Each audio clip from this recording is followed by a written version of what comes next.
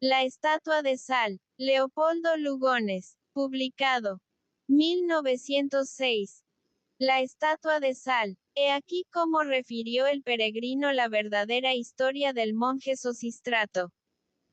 Quien no ha pasado alguna vez por el monasterio de San Sabas, diga que no conoce la desolación. Imaginaos un antiquísimo edificio situado sobre el Jordán, cuyas aguas saturadas de arena amarillenta, se deslizan ya casi agotadas hacia el mar muerto, por entre bosquecillos de terebintos y manzanos de Sodoma. En toda aquella comarca no hay más que una palmera cuya copa sobrepasa los muros del monasterio. Una soledad infinita, solo turbada de tarde en tarde por el paso de algunos nómadas que trasladan sus rebaños. Un silencio colosal que parece bajar de las montañas cuya eminencia amurralla el horizonte. Cuando sopla el viento del desierto, llueve arena impalpable. Cuando el viento es del lago, todas las plantas quedan cubiertas de sal. El ocaso y la aurora se confunden en una misma tristeza. Solo aquellos que deben expiar grandes crímenes, arrostran semejantes soledades. En el convento se puede oír misa y comulgar. Los monjes que no son ya más que 5, y todos por lo menos sexagenarios, ofrecen al peregrino una modesta colación de dátiles fritos, uvas, aguas del río y algunas veces vino de palmera. Jamás salen del monasterio, aunque las tribus vecinas los respetan porque son buenos médicos. Cuando muere alguno, le sepultan en las cuevas que hay debajo a la orilla del río, entre las rocas. En esas cuevas anidan ahora parejas de palomas azules, amigas del convento. Antes, hace ya muchos años, habitaron en ellas los primeros anacoretas, uno de los cuales fue el monje Sosístrato cuya historia he prometido contaros. Ayúdeme Nuestra Señora del Carmelo y vosotros escuchad con atención. Lo que vais a oír me lo refirió palabra por palabra el hermano Porfirio, que ahora está sepultado en una de las cuevas de San Sabas, donde acabó su santa vida a los 80 años en la virtud y la penitencia. Dios le haya acogido en su gracia. Amén. Sosístrato era un monje armenio, que había resuelto pasar su vida en la soledad con varios jóvenes compañeros suyos de vida mundana, recién convertidos a la religión del crucificado. Pertenecía, pues, a la fuerte raza de los estilitas. Después de largo vagar por el desierto, encontraron un día las cavernas de que os he hablado y se instalaron en ellas. El agua del Jordán, los frutos de una pequeña hortaliza que cultivaban en común, bastaban para llenar sus necesidades. Pasaban los días orando y meditando.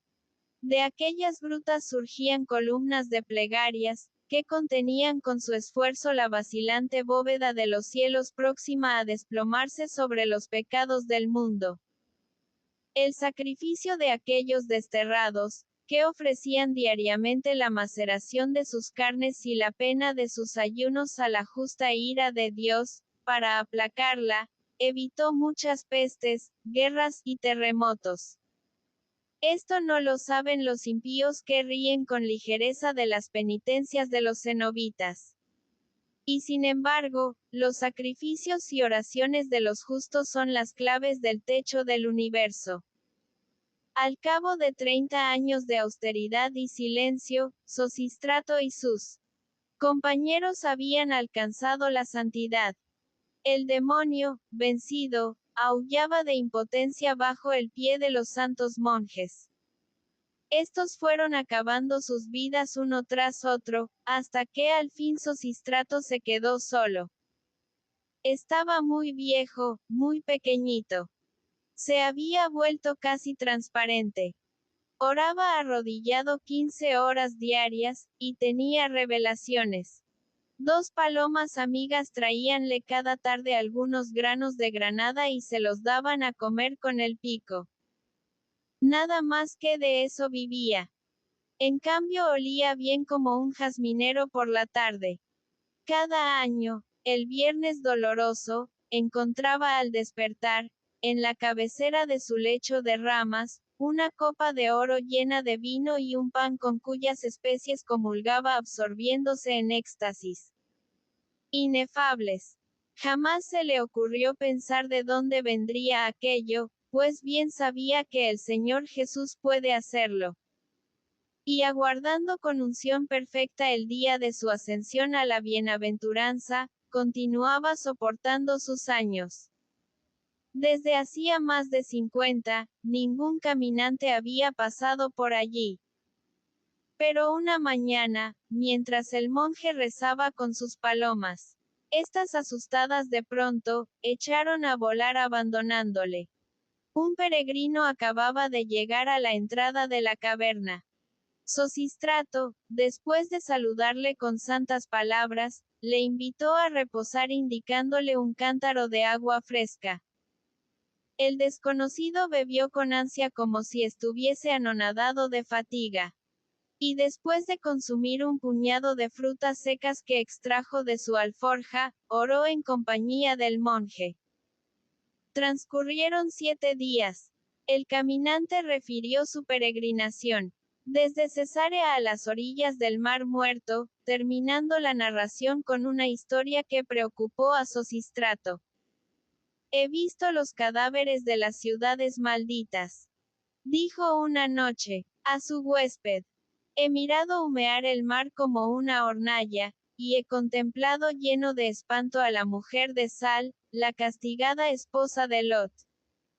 La mujer está viva, hermano mío, y yo la he escuchado gemir y la he visto sudar al sol del mediodía. Cosa parecida cuenta Juvencus en su tratado de Sodoma.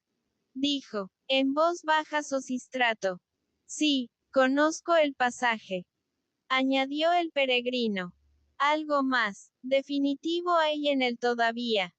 Y de ello resulta que la esposa de Lot ha seguido siendo fisiológicamente mujer. Yo he pensado que sería obra de caridad libertarla de su condena. Es la justicia de Dios, exclamó el solitario.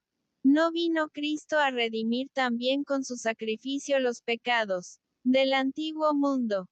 Replicó suavemente el viajero que parecía docto en letras sagradas.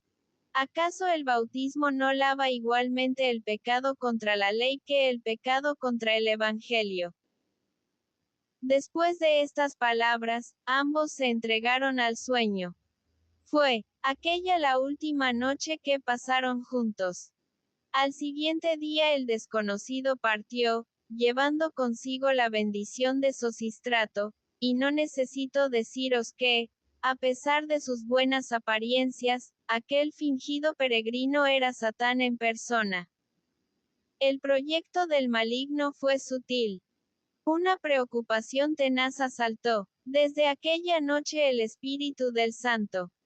Bautizar la estatua de sal, liberar de su suplicio aquel espíritu encadenado.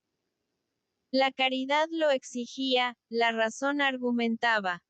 En esta lucha transcurrieron meses, hasta que por fin el monje tuvo una visión. Un ángel se le apareció en sueños y le ordenó ejecutar el acto. Sosístrato oró y ayunó 3 días, y en la mañana del cuarto, apoyándose en su bordón de acacia, tomó, costeando el Jordán, la senda del Mar Muerto. La jornada no era larga, pero sus piernas cansadas apenas podían sostenerle. Así marchó durante 2 días. Las fieles palomas continuaban alimentándole como de ordinario, y él rezaba mucho, profundamente, pues aquella resolución afligíale en extremo. Por fin, cuando sus pies iban a faltarle, las montañas se abrieron y el lago apareció. Los esqueletos de las ciudades destruidas iban poco a poco desvaneciéndose. Algunas piedras quemadas, era todo lo que restaba ya. Trozos de arcos, hileras de adobes carcomidos por la sal y cimentados en betún. El monje reparó apenas en semejantes restos, que procuró evitar a fin de que sus pies no se manchasen a su contacto. De repente, todo su viejo cuerpo tembló. Acababa de advertir hacia el sur, fuera ya de los escombros, en un recodo de las montañas desde el cual apenas se los percibía, la silueta de la estatua. Bajo su manto petrificado que el tiempo había roído, era larga y fina como un fantasma.